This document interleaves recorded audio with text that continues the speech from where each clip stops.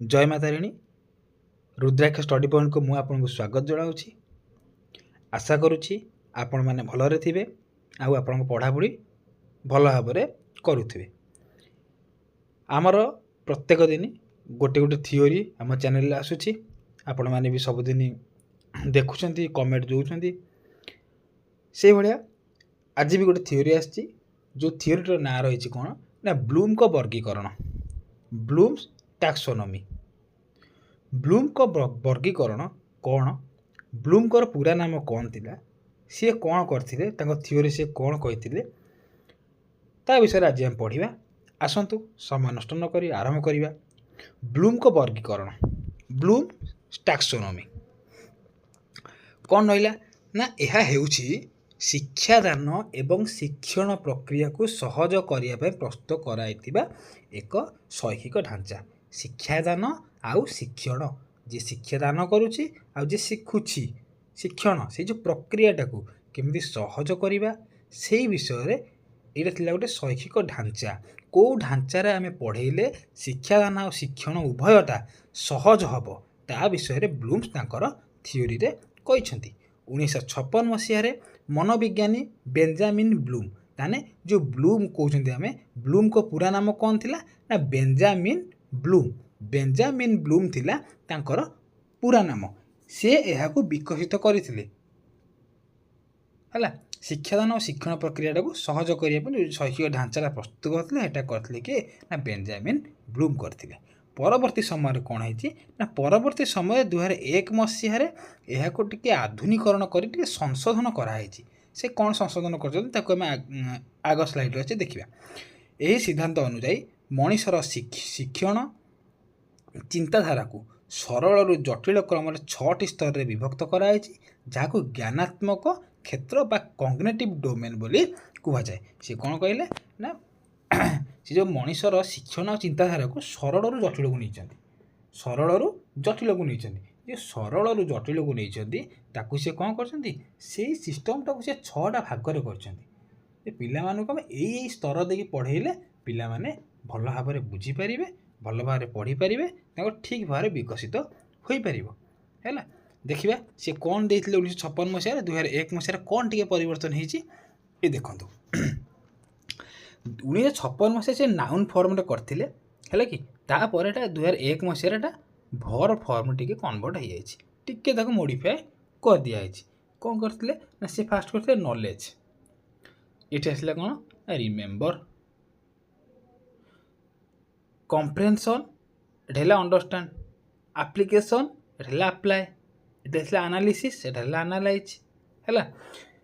ये खाली चेंज है कौन ना सिंथेसिसटा टी पड़ेगा एठिकी तलू पड़ेगा, इभालुएसनटा ये इभालुएट होगा टे तलू पड़ेगा, ये तार सिंथेसिसटा ऊपर को पड़ेगा, क्रिएट को पड़ेगा, इभालुएसनटा इभालुएट होके तलू को पलि आसला। एत खाली चेंज हो देखिए कौन रिमेम्बर, कौन अंडरस्टैंड, कौन अप्लाई, कौन एनालाइज, कौन इभालुएट, कौन क्रिएट है। देखिए यही जो 6टा जिनस अच्छी 6टा जिनस को आम पढ़ा, ये 6टा जिनस को मन रखिले आम ब्लूम को टैक्सोनॉमी है। ये 6टा जिनस कि ना, ये खाली नाउन फॉर्म, यहाँ होगा भर फॉर्म,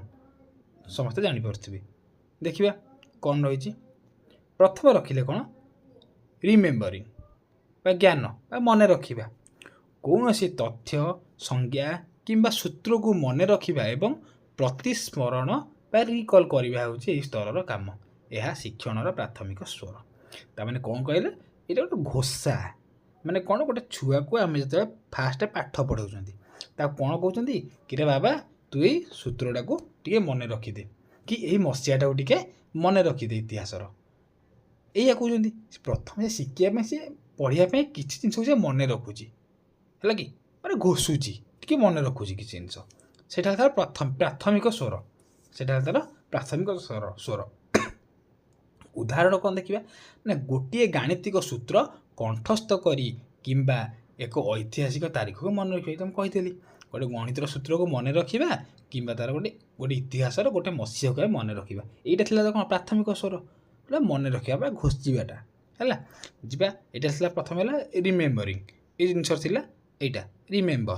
बा नॉलेज है कि नॉलेज तार कौन नॉलेज शिखला रिमेम्बर कौन मन रखिला है तापर आसा कम्प्रिहेंशन अंडरस्टैंडिंग कौन से कम्प्रिहेंशन अंडरस्टैंडिंग बुझा है कि अंडरस्टैंडिंग बुझा तार बोधगम्यता केते अच्छी केवल घोषिबार नुहे पूर्वर कौन से केवल घोषिला ये कौन कर बरं पढ़ी विषयर प्रकृत अर्थ को बुझा शिक्षार्थी स्तर निज भाषा विषयटी को बुझाइबा ये जो जिनटा घोषिला से निज भाषा टे बुझीदब है कि कौन होची केमती है यहाँ कले कौन हम टे बुझीदब सी यहाँ कौन अंडरस्टैंडिंग तापर बुझार गोटे दक्षता आसो खाली घोषिदेले हम ना उदाहरण कौन देख एक अनुच्छेद पढ़ी तार मुख्य भावार्थ निज शब्द लिखा कि कौन धारणा को अन्य को बुझाए गोटे नर्माल कह गोटे साहित्य गोटे पद्यांशटे साहित्य पद्यांशटे कौन हुए ना सी गीत पढ़े दिखती बुझती ताको तुम्हें कौन बुझिले निज भाषा साहित्यर गुड़ाए भाषा अच्छी निज भाषा कौन बुझे निज भाषा लिखा विषयटा कौन बुझिले से भाया जो जिनसटा सूत्रटा घोषिदेले कौन बुझिले कले कौन हम कौन बाहर है कि यहाँ तार अंडरस्टैंडिंग बुझार शक्ति है बोधगम्यता है ये अंडरस्टैंडिंग होगा या पर कौन है प्रयोग करवा आप्लाइंग आप्लाइंग जो सूत्रटा शिखिला से प्रयोग कर ना करनी प्रयोग कर देख शिक्षा करिथिबा ज्ञान नियम किंबा सूत्र को वास्तव जीवन किंबा कौन से नूतन परिस्थिति व्यवहार कर समस्या समाधान करवा से सूत्र से पकेब कि जोटा बुझे गोटे आप्लाय कर आप्लाय कर समस्यार समाधान करना से आप्लाय से आप्लाय कर समस्यार समाधान कर गणित सूत्रटा शिखिदेला से आ गए गणित सूत्रटा प्रयोग कर आंसर बाहरी कर यहीटा तार आप्लाय करवा जो जिनटा शिखिला जो जिनटा फास्ट घोषिला बुझेला ये आप्लाय कर प्रयोग कला देख उदाहरण कौन देला ना गोटे गणित सूत्र जानिया परे ता साहाय्य एक नूतन प्रश्नर उत्तर बाहरी करवा है कि सी कौन जानला या पूर्वर ये गोटे सिंपली कथा कहूँ अंडरस्टैंडिंग से बुझीगला कि यही सूत्र गोटे यदि गोटे घरटे अच्छी घरटा आयतकार क्षेत्र में अच्छी तार दैर्घ्य प्रस्थ तार मु क्षेत्रफल सूत्र शिखिदे क्षेत्रफल सूत्र शिखिदे आउ क्षेत्र सूत्र कौट शिखिला ये शिखिला मन रखा कि गोटे आयत क्षेत्र क्षेत्रफल सूत्र लगे दैर्घ्य इंटू प्रस्थ लेंथ इंटू ब्रेथ होगला से मन रखिदेला तापर कहला ये बुझिला कौन बुझिला कि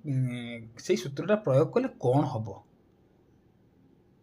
हम ना गोटे घरटे अच्छी आयत क्षेत्र घर गोटे मोर आयतकार क्षेत्र घरटे अच्छी घरटा मोर केते जगार अच्छी तार क्षेत्रफल केते मुझे ये सूत्र पकेले ये जो दैर्घ्य इंटू प्रस्थ मुझे यूज करदे ताहले मोर कौन हम मोर घर क्षेत्रफल बाहरी पड़ो तापर से कौन कला आसला घर को ये आप्लाय कला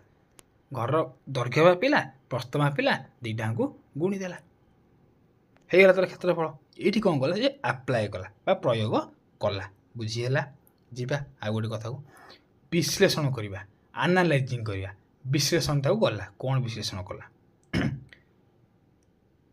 कौन जटिल तथ्य विषय वस्तु को छोट छोट भाग में विभक्त करवा से गुड़िक मध्य संपर्कर पार्थक्य को बुझा है कि कौन जटिल तथ्य को आने छोट छोट जिते छोट छोट भाग करवा भाग कर सी बुझे आनालाइज कर कौन पाई एटा है से कह कि घर दैर्घ्य आ प्रश्न मुझे गुणिली कौन पाई बाहरला एटा तार क्षेत्रफल केमी है कौन पाई है सी टे आनालाइज कर उदाहरण एक व्यवसाय लाभ क्षति रिपोर्ट देखी तार दुर्बल दिग गुड़ी चिन्हट करवा कि दुईटी भिन्न मतवाद तुलना करवा कला गोटे व्यवसाय कर लाभ क्षति रिपोर्ट से देखला है देखा जो कौ जगार मोर क्षतिटा है दुर्बलटा को देख कौ जगार मोर दुर्बल रही जो जगार कि मोर क्षति है चिन्हट कर कि तार गोटे स्ट्राटेजी चेंज कर कि आनालाइज कला कि यही जगार मोर दुर्बल अच्छी यहीटा को सबल करार अच्छी मत यहीटा को चेंज करार अच्छी है यहीटा तार कौन सी आनालाइज कर विश्लेषण कर कि देखिए आउ गोटे कह जिनस तुलना कर तापर जा कौन मूल्यांकन मूल्यांकन कहवा इभाल्युटिंग है तापर से निजे इभाल्युटिंग कर निजे निजे कौन कला निजे केते साटिस्फाइड है ହେଲା ସେଇଟା ନିଜେ ସେ ଆନାଲାଇଜ୍ କରିବ, ଇଭାଲୁଏଟିଂ କରିବ, ନିଜର ମୂଲ୍ୟାୟନ କରିବ। କ'ଣ କହିଲା ନା କୌଣସି ନିଷ୍ପତ୍ତି, ତଥ୍ୟ କିମ୍ବା ପଦ୍ଧତି କେତେ ଦୂର ଠିକ୍ ବା ଭୁଲ ଏବଂ ତାହା କେତେ ପ୍ରଭାବଶାଳୀ ତାହା ନିଜ ଯୁକ୍ତି ଓ ପ୍ରମାଣ ଆଧାରରେ, ନିଜ ଯୁକ୍ତି ନିଜ ପ୍ରମାଣ ଆଧାରରେ ନିଜକୁ ବିଚାର କରିବ, ସେ ନିଜେ କରିବ। ଯେଉଁ କାମଟା କଲା ସେଟା କେତେ ଦୂର ଠିକ୍ କଲା, କେତେ ଦୂର ଭୁଲ କଲା, ତାହା କେତେ ପ୍ରଭାବଶାଳୀ, ତା ଠିକ୍ ନା ତା ପ୍ରଭାବ ପକଉଛି ତ କିଛି ଉପରେ, ତାହା ନିଜ ଯୁକ୍ତି, ନିଜେ ଯେଉଁ ଜିନିଷଟା କରିଛି ନିଜ ପ୍ରମାଣ ଆଧାରରେ, ମୁଁ ଏଇଟା କରିଛି, ଏଇଟା ପ୍ରମାଣ ଏଇଆ ଅଛି, ଏଇଟା ବାହାରିଲା, ନିଜେ ନିଜର ଯୁକ୍ତିକୁ ନିଜେ ପ୍ରମାଣ କରିବ, ନିଜେ ବିଚାର କରିବ। ସେଇଟା ତାର କ'ଣ ନା ଇଭାଲୁଏଟିଂ ବା ମୂଲ୍ୟାୟନ। ନିଜେ ନିଜର ଜିନିଷଟାକୁ ସେ ନିଜେ ହିଁ ଇଭାଲୁଏଟିଂ କରିବ, ନିଜେ ହିଁ ନିଜର ମୂଲ୍ୟାୟନ କରିବ। ହେଲା ଉଦାହରଣ କ'ଣ କହିଲା ନା ଏକ ପ୍ରକଳ୍ପର ଗୁଣବତ୍ତା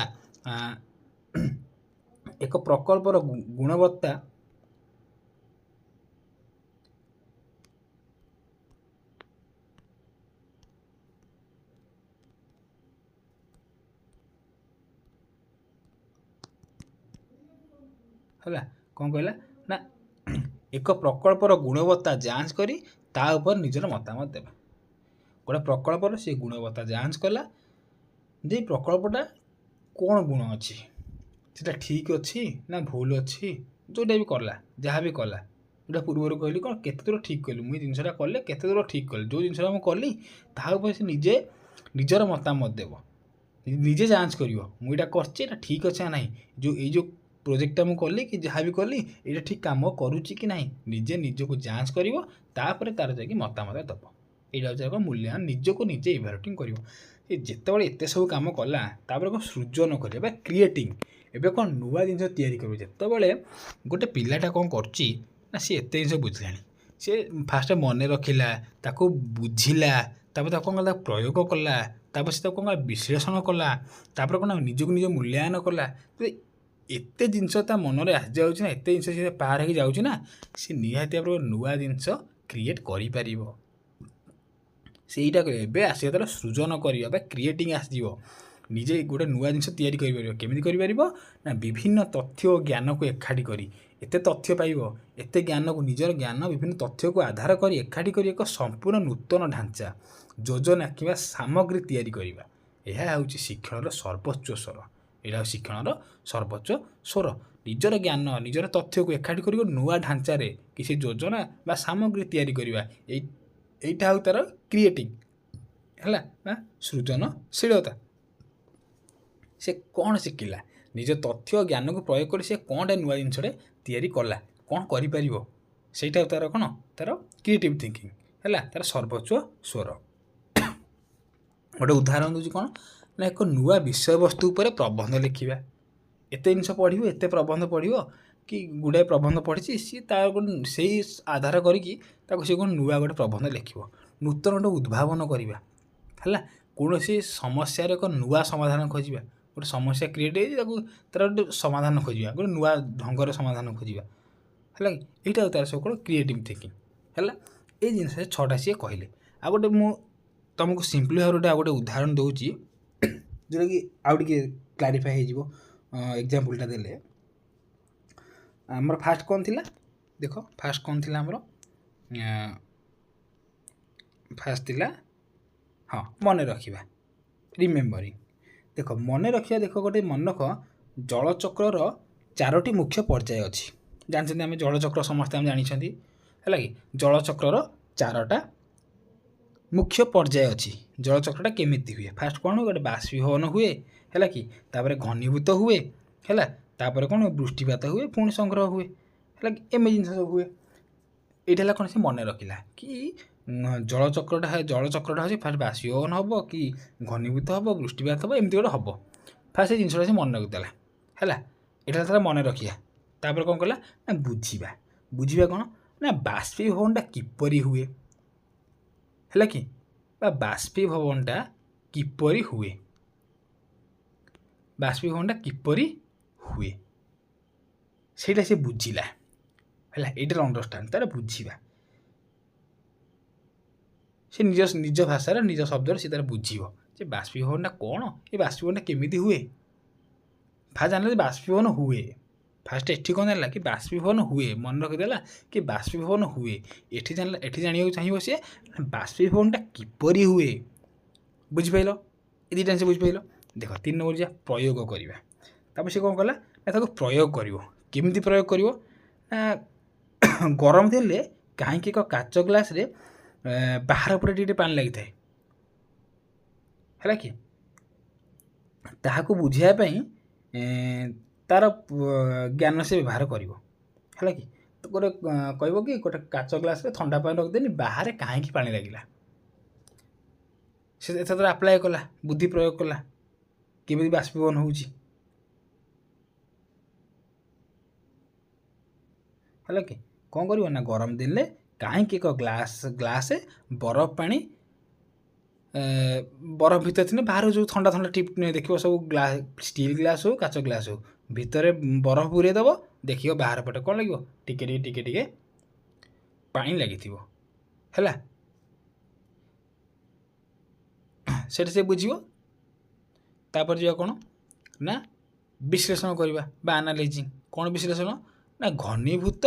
बा अवपातर प्रक्रिया को तुलना कर घनीभूत आउ अवपात ये दुटा विषय कौन कर तुलना कर सेमानकर पार्थक्य को भलसे बुझीब है यहाँ विश्लेषण कर तो सूचईदेव जे यहाँ कौन घनीभूत अवपात प्रक्रिया को तुलना कर सेमानकर पार्थक्य को सूचईदेव कि यार पार्थक्य यहाँ रही से सूचईदेव बुझीगला यहाँ विश्लेषण कर दिया मूल्यांकन कर मूल्यांकन कौन कर ना आपणकर निष्पत्ति तार जो सी जो निष्पत्ति नेला है तार कारण प्रदान कर जो कारणटा दब से केते प्रभावशाली से विचार कर तार मूल्यांकन आउ गोटे कौन ना सृजन करवा क्रिएटिव थिंकिंग कौन कर यही जो कार्यटा कला तार गोटे मॉडल तैयारी करिवो गो डिजाइन तैयारी करिवो एटा केमिति कले आहुरी भल प्रदर्शन देखा जाई पारिवो सेटा गोटे तैयारी करिवो है कि केमिति कले सी भाव एमिति बुझिली मु एमिति गोटे कले पिला माने एई गोटे प्रोजेक्ट कले पिला माने भलसे बुझी पारिबे गोटे मॉडलटा तैयारी करला से देखिबो जे एटा माने पिला मते क्लारिटी आसीबो कि जलचक्रटा एमिति हुए एटा तार कोन सृजन बा क्रिएटिंग आसीगला है एटा तार गोटे उदाहरण रहिला एई 6टा इयर है जीवा संक्षेप कहवा गले कौन से कहले ना ब्लूम को वर्गीकरण शिक्षक मानक प्रश्नपत्र प्रस्तुत करवा आम फास्ट पढ़ले शिक्षक शिक्षक एटा कह शिक्षण देख ये लिखाई कौन शिक्षादान और शिक्षण शिक्षादान आ शिक्षण ସେଇଟା ସେଇଠି कहले कौन कहले देख ना ब्लूम को वर्गीकरण शिक्षक मानक प्रश्नपत्र प्रस्तुत करिवारे शिक्षादान लक्ष्य स्थिर करिवारे एवं पिला मानकर केवल घोषा विद्या नुहे बरं सेमानकर उच्च मानसिक दक्षता हायर ऑर्डर थिंकिंग स्किल रो विकास करिवारे सहायता करिथाय हैला एतिक जिंस रहिला ब्लूम कहले कि केमिति तांकर मत कोन शिक्षादान और शिक्षण जी पे शिक्षादान और शिक्षणटा केमिति सुविधा हेबो केमिति सरल रु जटिल आडू जीव हैला ता ऊपर से कहते तेणुक ये कहले ब्लूम कहले शिक्षादान प्रश्नपत्र शिक्षक केमी प्रस्तुत करेंगे शिक्षादान लक्ष्य स्थिर करेंगे पिला माने केवल घोषिबे नहीं बरं से उच्च मान दक्षता वृद्धि करेंगे है एमती ये साहाय्य कर सी प्रोसेसटा कहले केमी शिक्षादानटा को आम सरल रु जटिल आड़ को जीवा है आशा करुच्ची यही भिडियोटी आपण मैंने ब्लूम को वर्गीकरण आपण मैंने भल भाव में बुझीपारे है जदि भिडियोटी आपन कि डाउट रहा आपण मैंने आमको कमेंट माध्यम जन पारे आम तार आहरी क्लारिफाए करूँ ये भिडियो रे आपण को मतामत को आम अपेक्षा कलु एवं आपण ये भिडियोटी को आपण सांग मान सहित शेयर करदे एवं भिडियोटी को लाइक शेयर और चैनल टी को सब्सक्राइब करेंगे जदि आपण हृदयगम करुँच कि यही चैनल आपन किसी उपकार होई ताहले सब्सक्राइब करेंगे रहिलु धन्यवाद जय मातारिणी।